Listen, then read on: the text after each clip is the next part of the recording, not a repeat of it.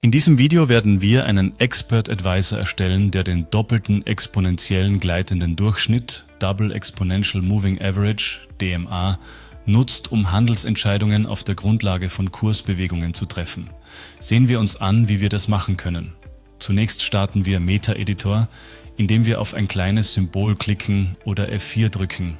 Dadurch öffnet sich die Umgebung, in der wir unseren MQL-Code schreiben und bearbeiten können. Der erste Teil unseres Codes enthält die erforderlichen Bibliotheken. Wir verwenden die Include-Anweisung, um die Klasse cTrade aus der Standardbibliothek einzubinden. Diese Klasse bietet vereinfachte Handelsmethoden wie Position Open und Position Modify, die wir für die Verwaltung unserer Trades verwenden werden. Als nächstes instanzieren wir ein cTrade-Objekt namens Trade. Dieses Objekt verwaltet alle Handelsoperationen, einschließlich des Öffnens und Änderns von Positionen. Anschließend definieren wir die Parameter für die Konfiguration unserer Strategie. Diese Parameter sind in den Eigenschaften des Expert Advisors einstellbar. Der Parameter Lookback-Bars wird auf 50 gesetzt, was den historischen Bereich für Höchst- und Tiefststände angibt, den wir analysieren werden, sodass wir auf eine bis 1000 Kerzen zurückblicken können. Der Parameter Min-Candlesback wird auf 5 gesetzt. Er gibt das Mindestalter für ein gültiges Hoch oder Tief an und stellt sicher, dass wir nur die jüngsten Kursbewegungen berücksichtigen. Der Parameter Trailing Offset wird auf 10.0 gesetzt, der eine Sicherheitsspanne für unseren Trailing Stop in Punkten angibt, mit einer Spanne von 1 bis 20. Der Parameter DEMA Period wird auf 14 gesetzt, was den Zeitraum für die DEMA-Berechnung definiert, und der Parameter DEMA Price wird auf Price Close gesetzt, was bedeutet, dass wir den Schlusskurs für unsere DEMA-Berechnungen verwenden werden. Nach den Parametern deklarieren wir globale Variablen und Handles. Die Variable DEMA-Handle speichert das Handle des DEMA-Indikators, während das Array DEMA-Buffer die DEMA-Werte speichert. Im Array Price Data werden die Kursdaten Open, High, Low und Close gespeichert. Die Funktion onInit wird einmal beim Start des Expert Advisors zur Einrichtung des Indikators ausgeführt. Innerhalb dieser Funktion erstellen wir das DEMA-Indikator-Handle mit Hilfe der Funktion IDEMA. Diese Funktion benötigt mehrere Parameter: das Symbol, mit dem wir handeln, den Zeitraum, den wir analysieren, den DEMA-Zeitraum, einen Shift-Wert von 0 und den Preistyp für die DEMA-Berechnung. Anschließend konfigurieren wir unsere Arrays als Zeitreihen, wobei wir sicherstellen, dass die neuesten Daten bei Index 0 liegen. Als nächstes definieren wir die Funktionen zum Eröffnen von Positionen. Die Funktion OpenBuy-Position ist für die Ausführung einer Kauforder zuständig. Sie ruft den aktuellen Ask-Preis mit Hilfe der Funktion Symbol-Info-Double ab, die den Ask-Preis für das angegebene Symbol liefert.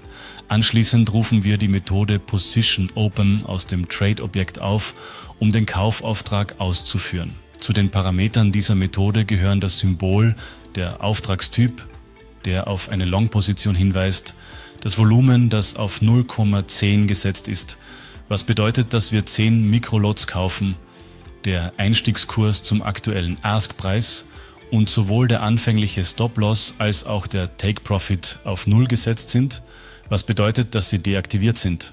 Zur Identifizierung wird der Position ein Kommentar hinzugefügt. In ähnlicher Weise führt die Funktion OpenSell-Position einen Verkaufsauftrag aus. Sie ruft den aktuellen Bidpreis ab und ruft die Methode Position Open mit den entsprechenden Parametern für eine Short-Position auf. Die Funktion OnTick ist das Herzstück unserer Strategielogik und wird bei jedem Tick ausgeführt. In dieser Funktion rufen wir zunächst mit Hilfe der Funktion CopyRates historische Kursdaten für die Analyse ab. Diese Funktion benötigt das Symbol, den Zeitraum, den Startindex, die Anzahl der zu kopierenden Kerzen und das Array, in dem die Daten gespeichert werden sollen. Außerdem laden wir die DEMA-Werte aus dem Indikatorbuffer mit Hilfe der Funktion CopyBuffer, die das Indikator-Handle, den Pufferindex, den Startindex, die Anzahl der zu kopierenden Werte und das Array für die DEMA-Werte benötigt. Als nächstes überprüfen wir den Status der offenen Positionen. Wir initialisieren eine boolische Variable namens hasOpenPosition auf False und setzen den currentPositionType auf PositionTypeBy als Standardwert. Anschließend durchlaufen wir mit der Funktion Positionstotal eine Schleife durch alle offenen Positionen, um festzustellen, ob es eine offene Position für das aktuelle Symbol gibt. Wenn wir eine offene Position finden, setzen wir hasOpenPosition auf True und aktualisieren den currentPositionType entsprechend. Jetzt gehen wir zur Trenderkennung und Positionsverwaltung über. Wenn der Schlusskurs der letzten Kerze über dem DEMA-Wert liegt, deutet dies auf einen Aufwärtstrend hin. Wenn es keine offene Position gibt, rufen wir die Funktion OpenBuyPosition auf, um einen Long-Handle einzugehen. Wenn es eine offene Kaufposition gibt, suchen wir mit der Funktion ILowest nach dem niedrigsten Kurs im angegebenen Rückblickzeitraum. Wenn der Index des niedrigsten Kurses größer oder gleich der minimalen Rückblickkerze ist und der Schlusskurs über dem letzten Tiefstand liegt, berechnen wir ein neues Stop-Level, indem wir den Trailing Offset zum letzten Tiefstand addieren. Anschließend rufen wir die Funktion ProcessTrailingStop auf, um den Stop-Loss für die Kaufposition anzupassen. Liegt der Schlusskurs hingegen unter dem DEMA-Wert, deutet dies auf ein Abwärtsmomentum hin. Wenn es keine offene Position gibt, rufen wir die Funktion OpenSell-Position auf, um einen Short-Handle einzugehen. Wenn es eine offene Verkaufsposition gibt, suchen wir mit der Funktion IHighest nach dem höchsten Kurs im angegebenen Rückblickszeitraum.